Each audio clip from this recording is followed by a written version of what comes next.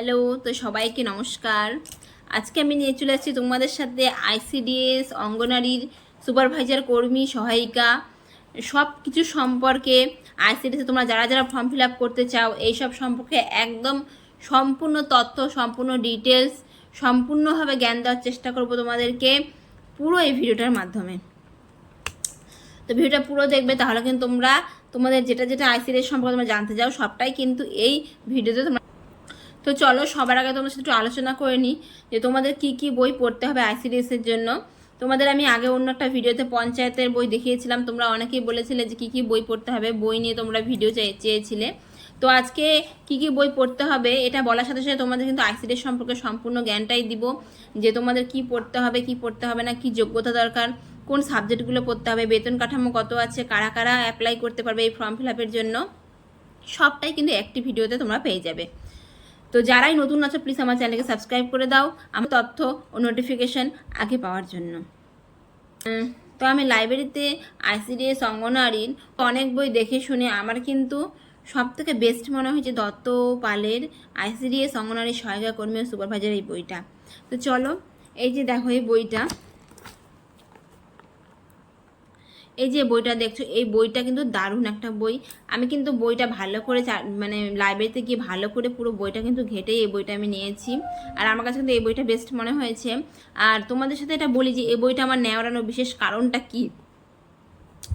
এই বইটার মধ্যে দেখো, যেমন ধরো অঙ্গনওয়াড়ি কর্মী সহায়িকা সুপারভাইজারের কথা বলেছে, তার মধ্যে কারেন্ট অ্যাফেয়ার্স আছে, প্রিভিয়াস কোশ্চেনগুলো আছে। আর যারাই সুপারভাইজার পদের চাও আর সুপারভাইজার পদে পড়াশোনা করতে চাও তাদের মধ্যে কিন্তু সব কিছু আমাদের দেওয়া আছে, সূচিপত্রগুলো একদম ডিটেলস দেওয়া আছে। আর সহায়িকা কর্মী পদে যারা এমসিকিউ কোশ্চেনে পরীক্ষা দেবে তো তারাও কিন্তু এর মধ্যে সব কিছু পেয়ে যাবে, প্রবন্ধ রচনা থেকে শুরু করে একবারে কারেন্ট অ্যাফেয়ার্স পর্যন্ত। তো সেই জন্য আমার কাছে এই বইটা বেস্ট মনে হয়েছে। আর একটা যেটা বড় কথা, আমার কাছে যেহেতু একটা ভিডিও আমাদের দেখিয়েছিলাম যে আমার কাছে আগে থেকে একটা বই ছিল যেটা আমি স্টাডি করছিলাম, আর নতুন বই তো কেনা ছিল না তখন, তো সেই জন্য কিন্তু পরে আমি এই বইটা কিনেছি, দত্তপালে আইসিডিএস বইটা। আর যে পুরনো বইটা দেখছো আমি কিন্তু ওটার সাথে সাথে কিন্তু এই বইটা স্টাডি করছি, এটা তপতির বই, অঙ্গনওয়াড়ি কর্মী ও গ্রাম সেবিকা সহায়িকা।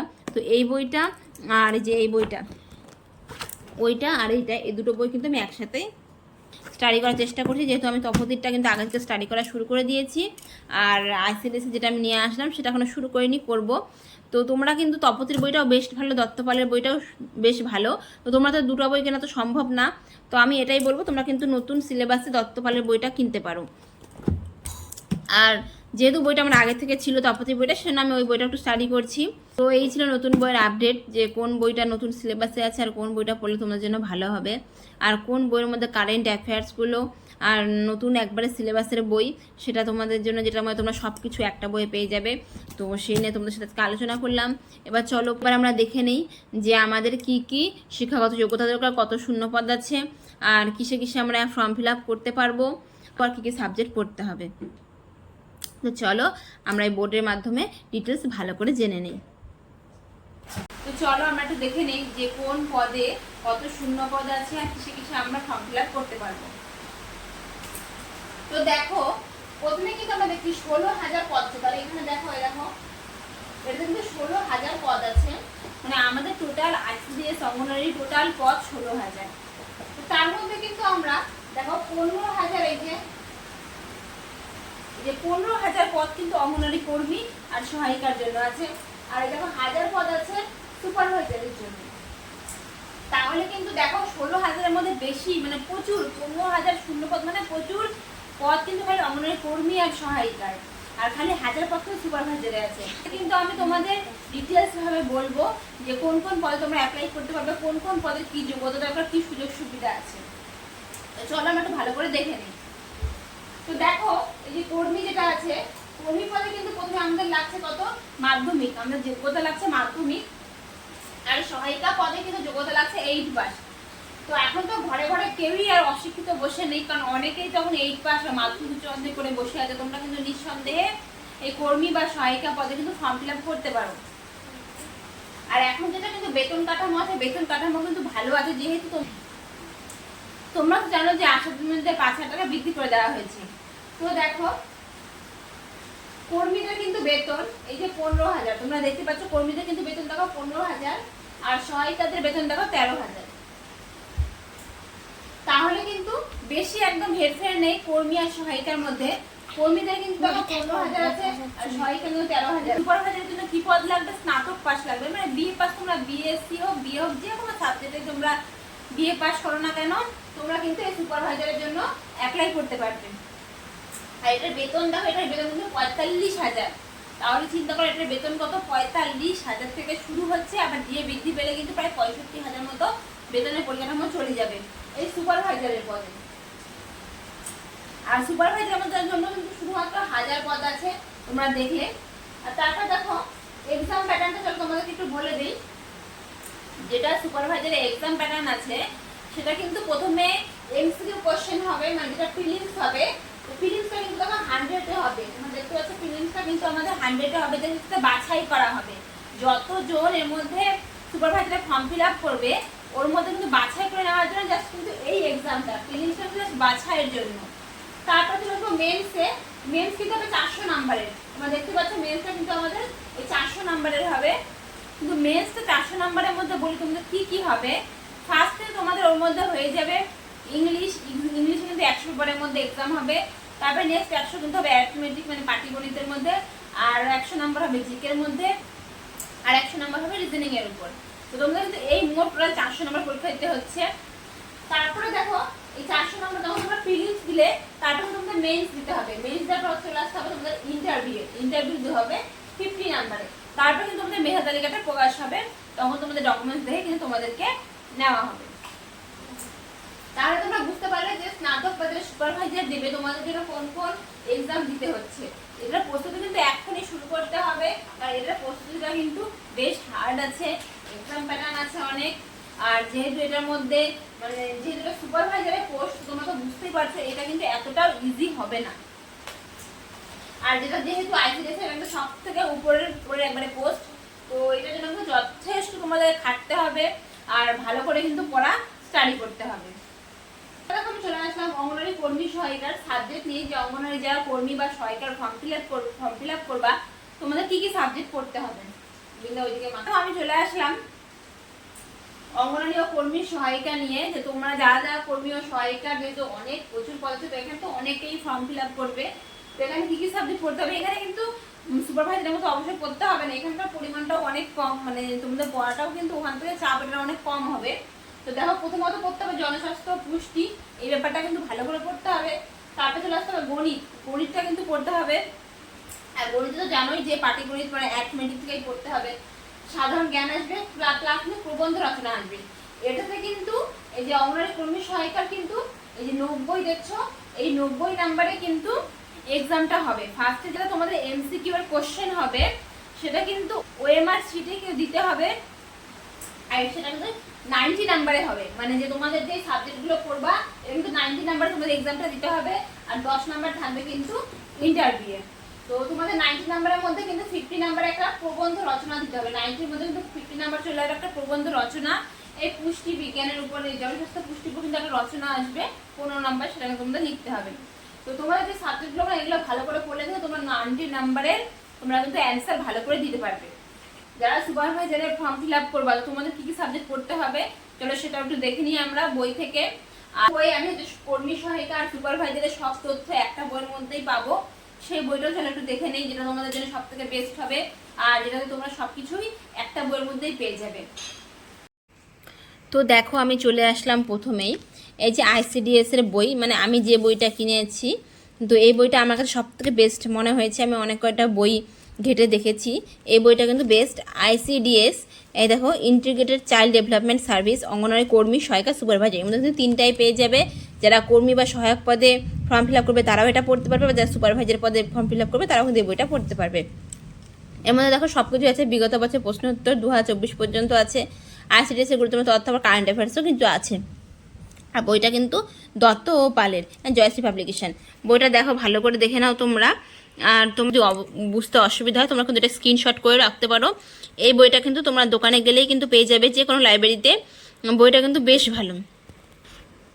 তো চলো এরপর আমরা দেখে নিই যে আমি যেটা বললাম সুপারভাইজারের জন্য কি কি পড়তে হবে।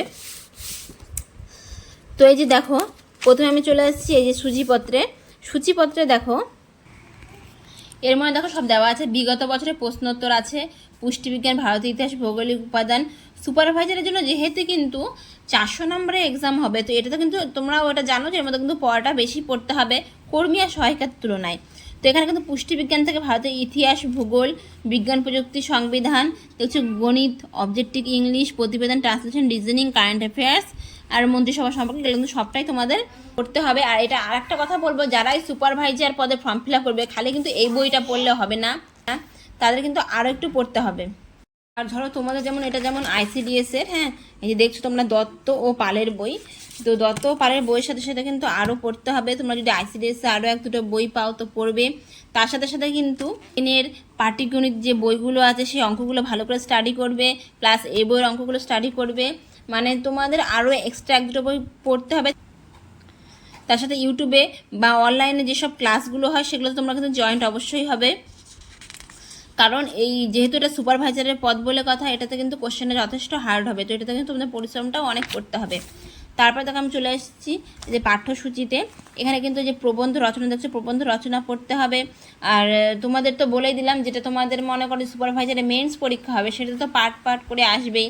বেঙ্গলিতে ধরো বেঙ্গলি ব্যাকরণ থাকবে, ইংলিশে ইংলিশ থাকবে, মানে ওটাতে সব কিছুই তোমাদের হচ্ছে সুপারভাইজারের সব কিছুই কিন্তু একবারে যেভাবে আমরা 9-10 পরীক্ষা দিতাম সব লিখিতভাবে, সেইভাবে কিন্তু সব কিছু পরীক্ষাটা দিতে হবে। কিন্তু কর্মী সরকার ক্ষেত্রে কিন্তু সেটা একেবারেই ক্ষেত্রে কিন্তু MCQ প্যাটার্ন হবে। তো দেখো প্রবন্ধ রচনা কিন্তু একটা যে কোনো একটা রচনা আসবে, তো তোমাদেরকে আমি দেখিয়ে দেবো যে প্রবন্ধ রচনায় কী কী টাইপের রচনা আসতে পারে, আর এই বইটার মধ্যে কী কী রচনা আছে। এরকম পাটিগণিতে আসবে তো পুষ্টিবিজ্ঞান, মানে পুষ্টি, জনস্বাস্থ্য, এইসব সম্পর্কে কিন্তু তোমাদের কোশ্চেন আসবে। আর ইংরেজি থেকে আসবে সাধারণ জ্ঞান থেকে কিন্তু হিস্ট্রি, ভূগোল, এই সব থেকেও কিন্তু এই সাধারণ জ্ঞানের মধ্যে কোশ্চেন আসবে। তো টোটালটা মিলে কিন্তু তোমাদের দেখিয়েই দিলাম আমি বোর্ডে যে টোটালটা মিলে কিন্তু 90 নম্বরের MCQ কোশ্চেন হবে, আর যেটা তোমাদের OMR শিটে কিন্তু করতে হবে, 10 নম্বর ইন্টারভিউ হবে। তো চলো একটু আমরা দেখে নিই যে ICDS যে বইটা, এই বইটার মধ্যে কী কী আছে।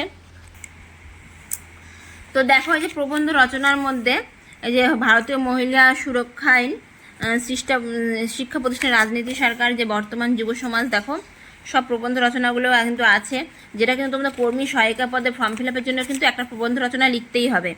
তো এই সব কিন্তু প্রবন্ধ রচনা, দেখো জল সংকট, হ্যাঁ, আর্থিক মন্দাকালে বিশ্ব, এই যে গঙ্গাবক্ষে ভাসমান গ্রন্থাগার, এই সব কিছু কিন্তু অনেক আছে আমাদের প্রবন্ধ রচনা, তোমরা কিন্তু এগুলো পড়তে পারো। আর যেহেতু আর একটা যেটা বিষয়, এই বইটা তো আমি এবার নতুন নিয়েছি, এটা নিউ সিলেবাস, তো এই বইটা স্টাডি করবো। তার সাথে সাথে কিন্তু আমার কাছে দেখো আমার কাছে একটা কিন্তু বই ছিল, মানে আগেকার বই, অঙ্গনের কর্মী সহায়িকা, এটা কিন্তু তপতির বই।